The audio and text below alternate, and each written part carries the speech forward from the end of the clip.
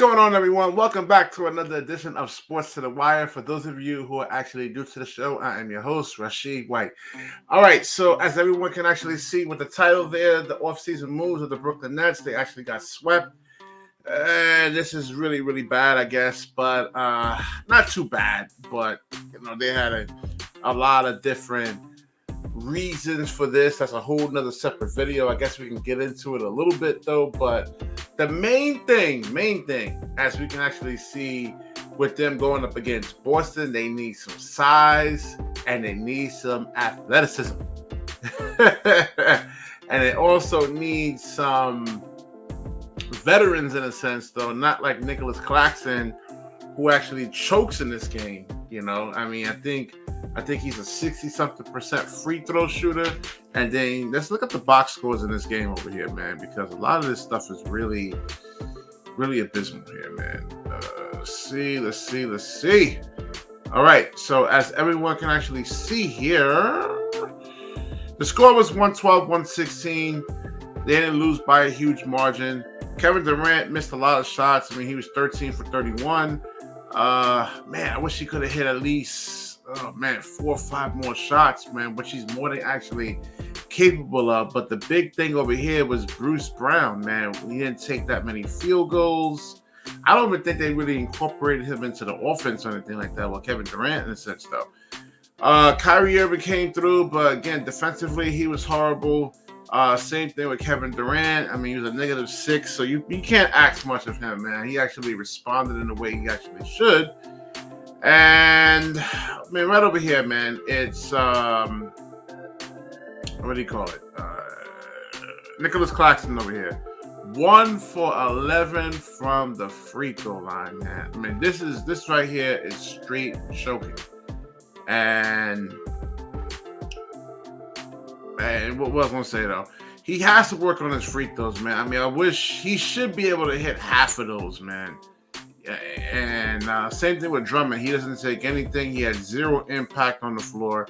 And this is actually a good coaching move over here by Steve Nash, but a little too late, though. A little too late because I don't know why what was up with Blake Griffin. I was listening to I called in on Scalabrini's show I think it was yesterday. And he's trying to say that Blake Griffin can't guard. All right, so battery on the camera is actually dead. You're going to have to listen to me like this. He's saying that Blake Griffin can't actually guard. But if you look at what Blake Griffin actually did to Zion last year, Zion Williamson, it was on that huge stretch run where he was scoring like 25 points plus. And then they went up against the Brooklyn Nets and Blake Griffin shut that down, held them to actually 16 points. And you see that Blake Griffin actually takes charges. He could defend. So why he actually wasn't playing in this series, I have no idea, but he was a plus 10. So yeah, defensively, he was actually really good. This Boston team is not really that great of a team offensively, man. If you get this Kevin Durant 39 points, this Brooklyn has this. So you figured the whole series over here was decided by 19 points. It could have went either way. If you got this aggressive Kevin Durant from the beginning, then it would be totally different. And basketball. And Kevin Durant was overthinking it. People are saying, no, he's not. Yes, he is. You have to be, you can't overthink the game, man. You actually have to make, quick decisions.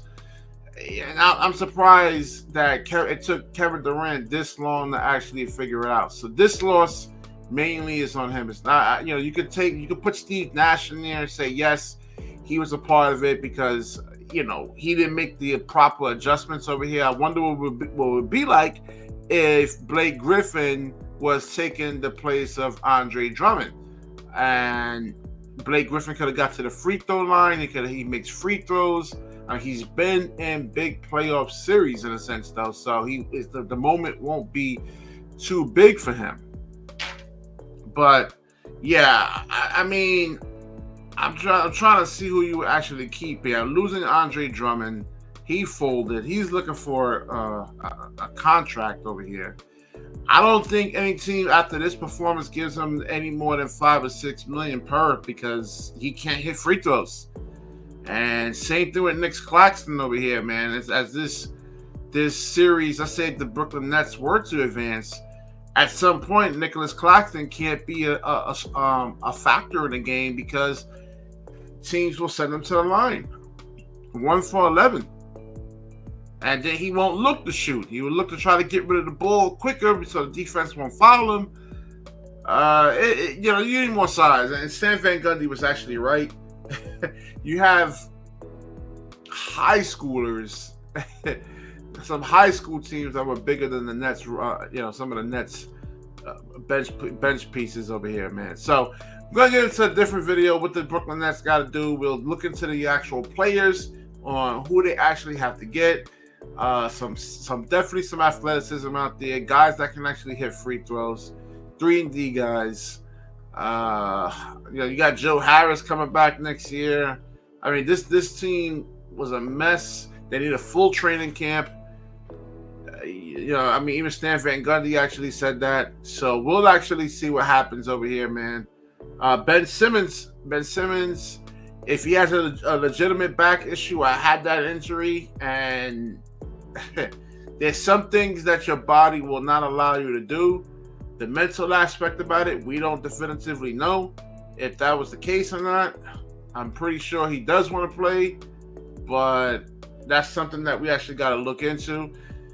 And we'll wrap this video up. If you like the video, please like, comment, subscribe. Certainly share this video. When you share, the universe certainly shares back with you. Peace.